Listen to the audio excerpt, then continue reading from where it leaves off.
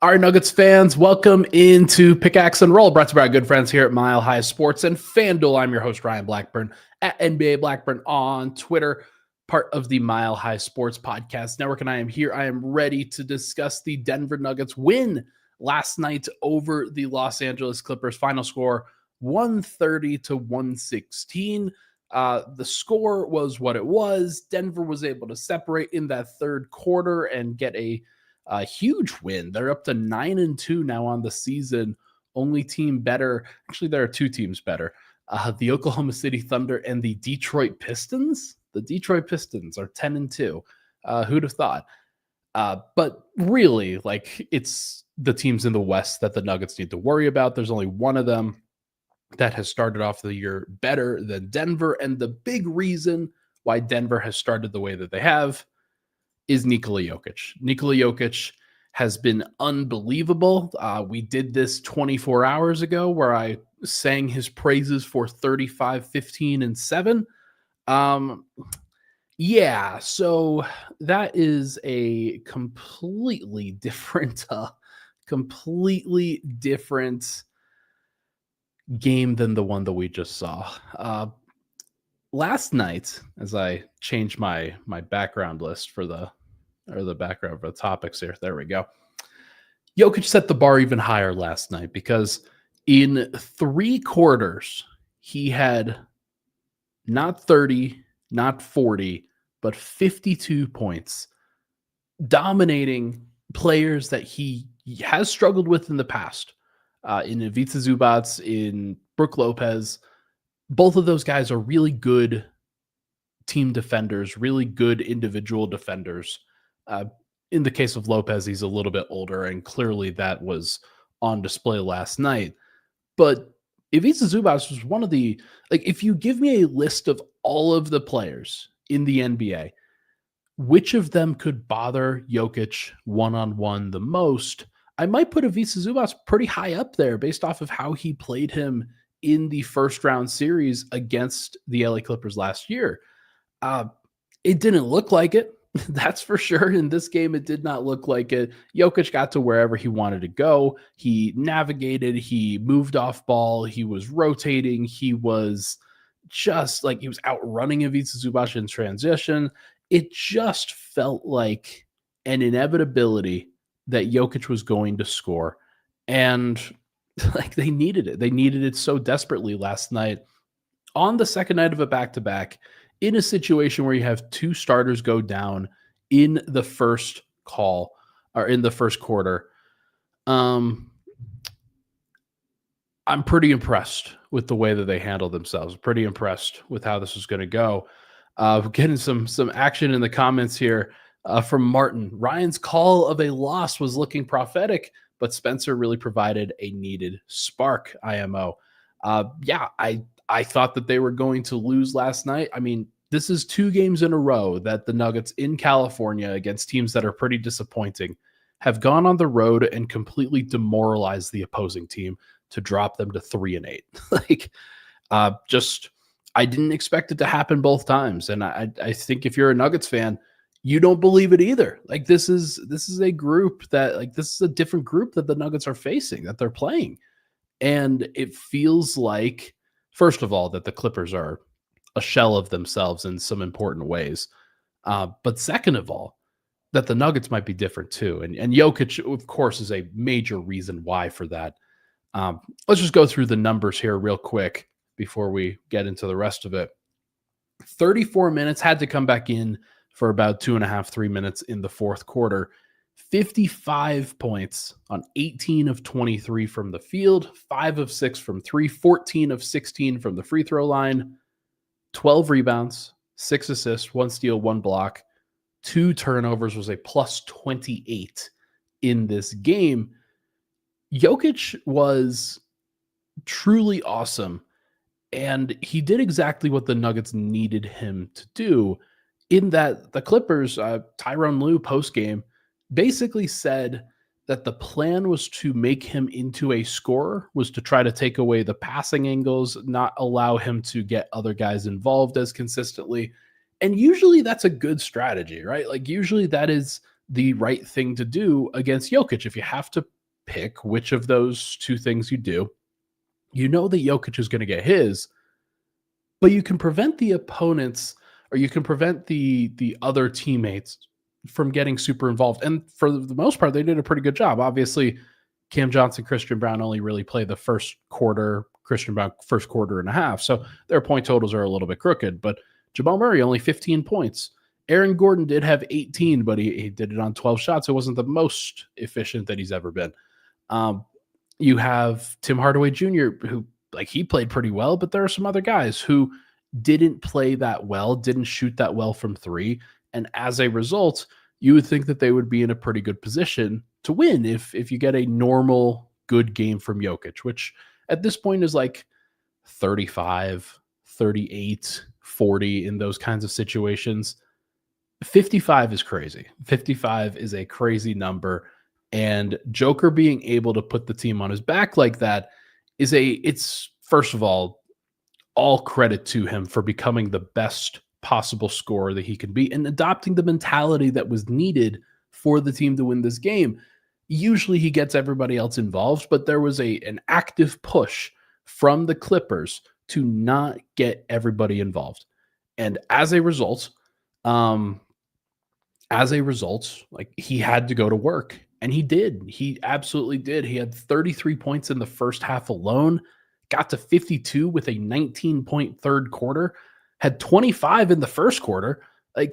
He was just scoring like crazy. He was in a great place, and the Nuggets as a whole looked fantastic from in a completely different way than what they normally do. That third quarter, especially where he took over, but it was combined with the fact that Spencer Jones comes in, makes a small impact on James Harden. You've got Tim Hardaway Jr. coming in and really spacing the floor for everybody else. You have a whole bunch of different guys, like Aaron Gordon finds his opportunities. Jamal Murray had a buzzer-beating floater right at the end of the quarter. And then just a variety of other things that happen throughout the game that just make it a little bit easier to see some success. So, I mean, it was really impressive. I really liked what I saw from the Nuggets last night, despite the fact that they were down, despite the fact that they were injured. And it goes to show the mentality that on the second night of back-to-backs, the Nuggets have always been good, but there was a graphic last night that Jokic specifically has always been great, has always been amazing, especially in this last year or so on the second night of back-to-backs. And just them having that mentality that they're not going to let anything go. They're going to try to win every single game. It does allow for moments like this. It allows for opportunities like this where I think if you're the Clippers, you assume that Denver's going to bring less energy, bring less focus, bring less execution. But Denver surprised them in a lot of ways. They got out to a bad start initially, but were able to take back control of the first quarter until right at the very end. Denver lets go of the rope in the second quarter with a bad bench stint. We'll talk about some of the guys in that and why that ultimately happened. But ultimately, when Jokic came back in the second quarter, he really solidified some things. And then in the third quarter, just continued to provide the onslaught of what was going on. This is one of the best Jokic games that I've ever seen. And I've seen a lot of them, as you guys know. This is one of those ones that you're going to remember, even though it wasn't like crazy rebound numbers, crazy assisting numbers. To me, this one felt really important because it continues to signify, okay, Jokic can do it however you need him to in order to win the game. And last night, the goal was to become the best scorer that you could be, to take the pressure off of the team because they're guarding you one-on-one, and they are trying to avoid allowing others to get involved on the back cuts, on the DHOs, on the rebounding game, and just everything, the transition game, everything in between. They did what they could. And you, Nikola Jokic, have to take over as a scorer. That was what was forced. That was what was asked of him. And he delivered. He delivered in a massive way. And it just continues to baffle me the different ways that he can get better, that he can improve, that he can find another gear, because like this is getting ridiculous at this point. He has continued to raise the bar in many ways, and the Nuggets will always have a chance with him because he knows how to impact the game in so many different ways. And it is what separates him from a lot of other stars, a lot of other superstars, even, is that he has the capability to get to this bag. He has the capability to go get 25 rebounds. If you want him to go get 20 assists, he can do that too. If the moment calls for it, he's capable of getting to it. And just having that capability, having that threshold is crazy. Nobody in, like, maybe not nobody in NBA history, but very few players in NBA history have ever been able to get to this place where he is right now, with such complete and utter dominance and control of the game, and a litany, a plethora of different ways that he could ultimately deliver the final blow. It's just been wonderful to watch. I think that Nuggets fans are obviously spoiled, but it's one of the reasons why everybody has such high expectations. When you see this level, when you see this competency and overall just amazing play, when you see this on a consistent basis, the bar rises. You have championship expectations automatically. How could anybody possibly defeat the Nuggets when Jokic is playing like this? And the answer is that last year you needed a very special circumstance for it to happen. This upcoming season, Denver's going to need to be even better. They've already got the pieces, although we'll talk about some of the injuries on the other side. But it certainly feels like they have a great mix of talent around Joker. And one of the reasons why, I said this to Swipa last night, one of the reasons why Joker's able to go so hard is because he doesn't have to play 38 minutes or save his overall fatigue levels for 40 on a consistent basis. He can go hard in the minutes that he plays. And when he comes out of the game and Jonas Valanciunas immediately comes in and gives, like last night, Jonas Valanciunas only 11 minutes, 8 points, 3 of 4 from the field, 3 rebounds, 1 assist. He had a couple free throws as well, just taking on the burden of responsibility of what happens when Joker goes off the floor. And then, of course, you have Zeke Naji playing 3 minutes in garbage time. And so ultimately, Jokic only plays 34, and he probably would have played a little bit more had the game been a little bit closer, but Denver was able to do exactly what they needed to get the space that they needed, and you just continue to see different ways for him to be the best version of himself.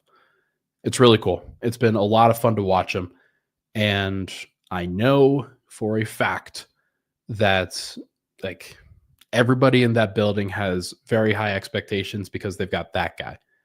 And that's a pretty special place for a team to be.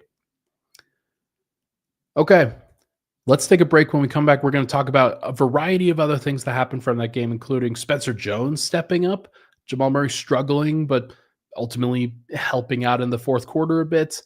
And of course, the ramifications for the Christian Braun and Cam Johnson injuries that happened last night. We'll talk about that next here on Pickaxe and Roll.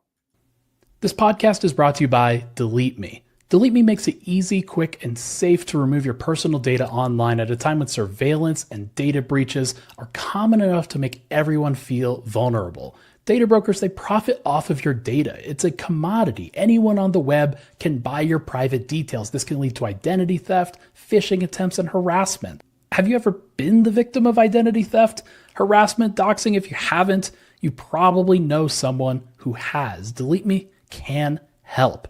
Take control of your data and keep your private life private by signing up for Delete Me. Now at a special discount for our listeners. Get 20% off your Delete Me plan when you go to deleteme.com/hit and use promo code HIT at checkout. The only way to get 20% off is to go to joindeleteme.com/HIT and enter code HIT at checkout. That's joindeleteme.com/HIT, code HIT. All right, we are back. Pickaxe and Roll, Ryan Blackburn here. Thank you so much for tuning into the show, folks. Hit that like button, hit that subscribe button. Would really, really appreciate it. But want to mention last night on and yesterday, for those that listen to the show, on FanDuel, I pulled a number that was Nikola Jokic, 30 plus points. At that point, it was like plus 168, in part because didn't know whether Jamal was going to play, didn't know whether Aaron Gordon was going to play. They both played. And so that number even dropped to plus 240 before the game. So if you were like me, or you're looking at those numbers and you're looking at FanDuel and you're thinking, okay, that seems wrong. It was very clearly wrong. He had 33 points in the first half alone. Okay, let's look at the rest of the rotation. Let's look at the rest of the team here. I'm actually going to do something a little different. I'm going to upload the rotation chart here so that everybody can see what Denver was working with last night after they had the injuries that they did. This was an interesting night, of course. Things started off pretty standard. You have Murray going out of the game, and he's going to stagger with the second unit. Christian Braun, Nikola Jokic play the entire first quarter, basically. You have Bruce Brown come in, Tim Hardaway come in, Peyton Watson come in. But the plan was not for Julian Strawther to come in and play extensively, I don't think. Maybe it would have happened with the way things were going. But I think David Adelman, after he saw the Christian Braun injury, after he saw the Cam Johnson injury, knew that he would need to game plan for those guys. He got Julian Strawther in quickly and knew, okay, let's try to get Tim Hardaway Jr. a rest so that he could close just in case he needs to play some extended minutes. But Denver did not play well other than Jokic, frankly. And Aaron Gordon in the second quarter actually had some really good plays. But other than those two guys, it took a long time for Denver to get to a place where they felt comfortable. Jokic obviously doing his thing, but when he went off the floor, Denver began the second quarter with the Clippers going on a 17-4 run. And a lot of that, like you see the stretch that they played. There was Murray, Brown, Strawther, Watson, Valanciunas. The defense of that stretch was horrible. And I'm going to talk about Julian Strawther a little bit here. Like, this was a really ugly Julian Strawther performance for me. He came in and did not provide a lot. He did not provide them enough breathing room, a lot of focus on the defensive end. He was giving up open shots on a consistent basis. And then offensively, just like the one time they tried to get him involved, initiating an action, he throws the ball out of bounds after struggling to bring it up against pressure. Like, if Christian Braun and Cam Johnson are out for any extended portion of time, this is where Julian Strawther should be thriving. This is where Julian Strawther should be coming into the game, giving a lift with his shooting, with his creation, with his ability to get hot. Like, and as long as he's playing capable enough defense, then there's no reason why he can't be impactful. But overall, like, that this was not a game where I thought that he was ready to go. And Denver needs him to be ready. That's just one little detail in a wide reason for why Denver struggled. But I mean, look, like, Strawther was minus 16 in 10 minutes. He played garbage time, and Zeke Naji and Hunter Tyson were -4. So take that out, minus 12 in 7 minutes. Like, you just got to be better. Just got to provide a little bit more in terms of being helpful to what the Nuggets are trying to do. But it wasn't just him. I mean, Jamal Murray really struggled in this game. I give him a little bit of a pass. Second night of a back-to-back, he was playing hard in both nights. The shot was not going down, and he looked a little bit frazzled at various points, but figured some stuff out late in the third and in the fourth quarter. Ultimately got to about 15 points, 5 rebounds, 4 assists, but he did have 4 steals and was plus 11. So credit to him where credit is due. Like, he found a way to be impactful in some ways. The aforementioned Jonas Valanciunas did a lot of good things. Tim Hardaway Jr. continues to just make these awesome shots and continues to do a whole bunch of really good things as a spacer for Denver, just taking the shots that you need him to take. And it's been really impressive. Been really impressive to watch him uh, manifest this with Denver and just assimilate perfectly well into what they are trying to do. There is a clear need for a shooter out there and somebody who's just willing and able to take the open shot when it is there. And even if it's not perfectly open, you want to force the defense to have to close out on you really hard. He even drew a 4-point play as a result, and that should have been a flagrant foul. But I guess when you hit somebody's shin and don't step on their and don't allow them to step on your foot, then that is clearly different from a reckless closeout.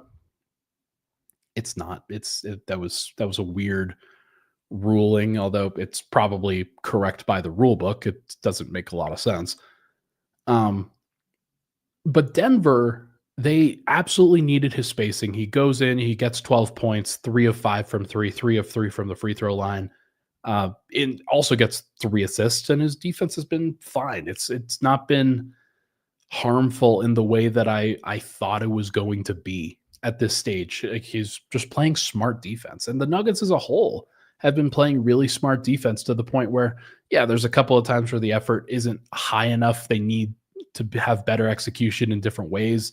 But overall, it's just felt like the Nuggets have done exactly what they needed to do on both ends of the floor to survive in a lot of these situations. And Tim, I think, is a big example why. Like, he just comes in and does his job, and his job has been pretty well laid out. Might change with the injuries that the Nuggets just sustained, but I do think that he stepped up really well. Peyton Watson was merely okay again in this one. He struggled, I think, to find a really good role here for Denver. Maybe he's a guy that with the injuries can play a little bit more, can play a little bit next to Jokic and try to find some additional juice and just some additional, like the shooting specifically. He's been shooting very poorly over the course of this season for much of it. So hopefully he gets back to it. But the real guy, Spencer Jones, shout out to Spencer Jones, man. Spencer Jones, Hive Assemble. This dude, second year in the NBA, was on a 2-way contract last year, 2-way contract this year. Denver re-upped him. And he has done nothing but exactly what the Nuggets need him to do defensively. He slimmed down during the offseason. I got to a place where he was a little bit more under control of what his body was doing from a movement perspective. He was always somebody that had very mechanical hips to me, to the point where he would foul a lot of people and still has some problems fouling. But now I think it's less about the stuff that he can't do and stuff that he's learning how to do. But he switched on and guarded James Harden for much of the second half. James Harden really struggled to play consistently in that second half. It wasn't perfect. Spencer Jones committed 5 fouls. He absolutely gave up a couple of plays to Harden every now and then, but the process was so good in just forcing Harden to do the hard thing every single time. He cut off the 3-point line as much as he did, forced Harden to drive. And yes, Harden got to the free throw line 10 times, but that's what Harden's going to do. Only had 5 assists, which is a really good sign about Denver's entire defense. And the fact that that was able to happen really just shows to me that Denver is getting a little bit better maybe at defending at the top and defending some of these high level guys. Now, maybe this is just Harden struggling in a situation where doesn't have Kawhi, doesn't have some other guys. Other players will probably find ways to be extremely impactful against Denver's defense. But I thought what Denver brought and what Spencer Jones brought to the table was just a player that was willing to get into his face, willing to force him to do the hard thing, and ultimately he kind of chucked the ball up at the backboard a couple times. And I don't know. Martin didn't like what I said. Controlling his body from a movement perspective. He's not that. So here's the thing. there's a tangible difference between where Spencer Jones was last year to where he is this year. Like he talked about this. He dropped like 20 pounds, and his ability, like he worked on his mobility, he worked on his strength, his overall hips, his mobility, and because the hips are so important in defense. It's the most important thing that you can do, especially when you're defending on the ball. If you've got a guy who's trying to drive in a lane, um, especially in the modern NBA, where you have a whole bunch of really skilled offensive players that like to initiate contact and then fall back and then act like they've gotten shot like while driving to the basket and so that they could draw a foul. Um, the best way to avoid that is to be able to flip your hips, is to be able to run with them as opposed to sliding, and you're sliding too far into their path and you impede their progress to the basket and then you foul. Like what Spencer Jones was doing last year was sliding his hips into the offensive player and he was fouling every time. Now I think he is picking up some things. He's like clearly doing a lot of things really well for what the Nuggets want to do on the defensive end. You could see he had the instincts last year, but he wasn't executing it very well. So, what do? How do you improve? You improve the body first and foremost, and like that has really helped him get to a place where he can be a defender that they turn to in some of these situations. He's clearly earned it. So, I'm very excited for what he brings. Again, he's not an offensive player to the point where like they gave him one shot last night. It was the first shot of the third quarter. He canned a three-pointer. I hope he continues to take them. I hope they continue to find him in that regard. But he very much defers, like Christian Braun a lot of the time. He'll defer to Jokic. He'll defer to the other guys that want the ball in their hands and get out of the way. And so like that's tough for a starter. But if he's coming in as a bench player, there's no reason why he can't continue to do that. So I don't know. We're going to find out. We're going to see what it looks like with him. But I do think that as the Nuggets continue to find more ways to succeed when they have the injuries that they do, Spencer Jones is going to be called upon, and his defense might be some of the best that the Nuggets have. Like I think it's him and Peyton as the wing defenders that can really make an impact against a lot of these guys. So you'll need one of them in the starting unit probably, and you need one of them with the second unit. That would be my guess. Okay. Now let's talk about the Christian Braun and Cam Johnson injuries. Christian Braun gets hurt late first quarter. James Harden steps on his foot, and as a result, Christian Braun commits a negative step, which is the way that you hurt your Achilles a fair amount of the time in the NBA. Fortunately, like Christian wasn't writhing on the floor like in copious amounts of pain, and he was able to come back into the game. So I think you can rule out the worst case scenario. Like that's the best thing for Denver from this so far. But he was still clearly very distressed. He was trying to get up and down the floor when he came back in. It looked very tentative. I was watching him pretty much the entire time, and he wasn't really trying to jump a lot. He wasn't really trying to move that much. He was just trying to see what he could do on it, test it out. And then it was getting worse. So they decided to pull the plug, which was a good idea. I don't know what the timetable is going to be. We don't actually have an evaluation of what the injury was. I believe it's left calf. But like, we don't know the severity of it. We don't know what it actually looks like. And we aren't actually sure that that's what it is. So hopefully we get a little bit more information over the course of today, tomorrow, leading up to the game on Saturday.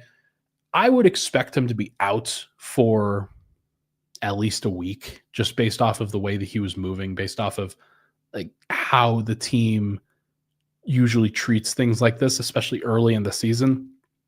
Give him as much time as you need to get back to playing 100%. The team's already earned the credit.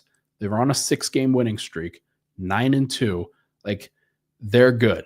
They'll be fine. And like, you don't need Christian Braun in order to win every game. Like, you'll need him to win some games, but you don't need him to win every game.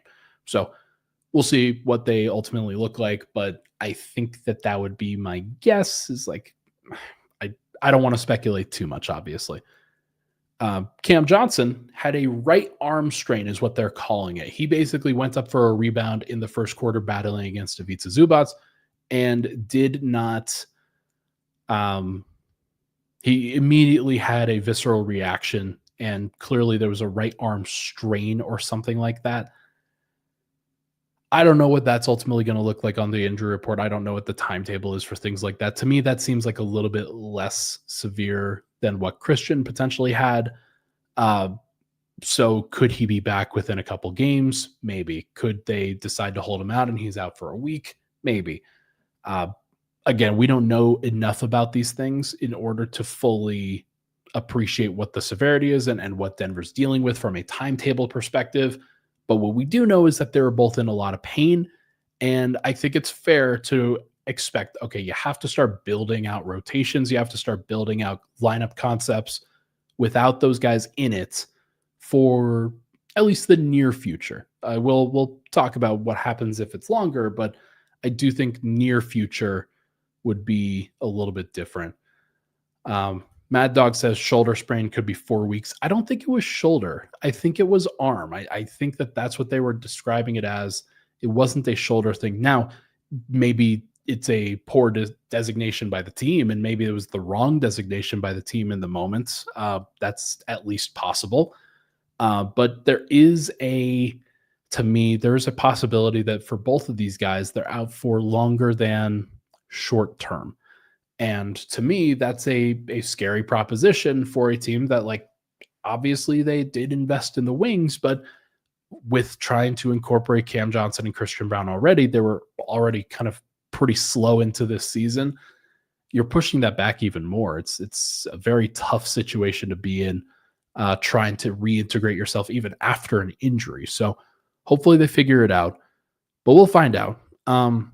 In their place, Denver has a couple of different things that they could do.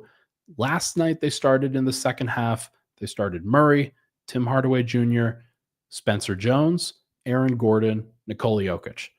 It wouldn't surprise me if they get to that. It wouldn't surprise me if that's what they do consistently. It also wouldn't surprise me if they change things up and they decide, okay, we've got a few games that we have to be without Christian Braun, Cam Johnson. Let's see what Bruce Brown has in this situation. You need a guard defender. You need somebody who's quick. Bruce Brown's your guy. If you needed, like, honestly, I'm kind of surprised that Peyton Watson didn't start in the second half. I think clearly it was a good move by David Adelman to put Spencer Jones out there. But it wouldn't surprise me if Peyton Watson starts going forward. He's a guy that could match up pretty well with Jaden McDaniels and Anthony Edwards in the starting unit against the Minnesota Timberwolves on Saturday. You could still go with Tim Hardaway Jr., of course, in that lineup. You could go with you could go with Julian Strawther, but probably not. Julian, I think, is a candidate to get 10 minutes a game off the bench right now, as opposed to actually being in the starting lineup. He still has a lot that he has to figure out, and I'm not sure the team really trusts him from a defensive perspective right now. That's anecdotal. I haven't heard that or anything. But yeah, there's a lot of different things that Denver can do. Maybe they start Bruce Brown and then Jalen Pickett is the point guard off the bench. They could do something similar with Zeke Naji and make him a power forward off the bench if they start Peyton Watson. There's a variety of things that could happen. Hunter Tyson, maybe you dust him off and say, hey, we need a little bit of shooting, need a little bit of spacing, need some hustle and rebounding. Who knows? Deron Holmes, probably not a candidate. Tamar Bates, Curtis Jones, probably not a candidate. I wouldn't expect those guys. Like, I would expect somebody to get called back from the G League just to be available. I wouldn't expect those guys to be factors in the rotation, though, at least not now.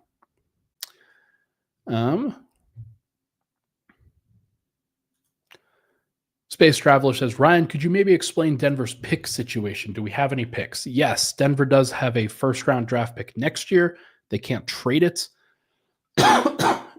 Basically, Denver has draft picks in 2026, 28, 2030, and actually 2031, but they can't trade any of them because they are lined up with the Stepien rule, which means that you can't trade first round picks in like doubling up years. So like because Denver has lost their 2027 pick, their 2029 pick, and their 2032 pick, they cannot trade 2026, 28, or 2030 or 2031. In terms of second round picks, I believe they've got one, maybe two that they have available, but they do not have a lot. And I would not think about Denver acquiring other people from other teams using draft capital. I think that what Denver has right now is basically what they have. They aren't going to have much more. Now, if they traded one of their current players and got a pick back, then maybe that changes things, but I don't really expect that. For what it's worth, if this is a longer term thing for Christian Braun, for Cam Johnson, Denver has an open roster spot. They could sign somebody. There's no reason why they couldn't sign anybody to a new contract. I think they'll probably still try to hold out from a physical perspective because they want to stay under the second apron or under the first apron, I'm pretty sure. We'll see whether that ultimately comes to pass, but this is the exact scenario. This is the exact reason why they didn't fill out their final roster spot, because they didn't know where this injury could occur. It could have been with the point guards, could have been with the centers, could have been with the power forwards. As it turns out, it was with the wings. And so now, like, if this is a longer term thing, then maybe you consider adding somebody in free agency or maybe trading for somebody depending on the price. But yeah, I don't think I would. I wouldn't think about adding anybody from the outside until we get the severity of what's going on. And then Denver's going to play a couple games with their current rotation. And if they've got the right mix and they're still winning games, then I wouldn't worry about it too much. Although, like, you might lose a couple extra games here or there as a result of it, because you don't want to put too much stress on Jokic, on Murray, on Gordon trying to carry the load. You would rather lose a game or two, I think, given that Denver's already started off as well as they have. You'd rather lose a game or two and just keep everybody fresh. I don't think that you should be trying to stress too much at the beginning of the season as a result. Okay, everybody, I think that is going to do it for this episode of Pickaxe and Roll, brought to you by our good friends here at Mile High Sports and FanDuel. Thank you so much for tuning into the show. Hit that like button, hit that subscribe button on the way out. I'll be back on Saturday, going to do a in-person or a live from number 38 recording, and then the Nuggets will play on Saturday night against the Minnesota Timberwolves. Should be fun. Everybody have a great day. I will talk to you guys very soon. This podcast is brought. Wrong video.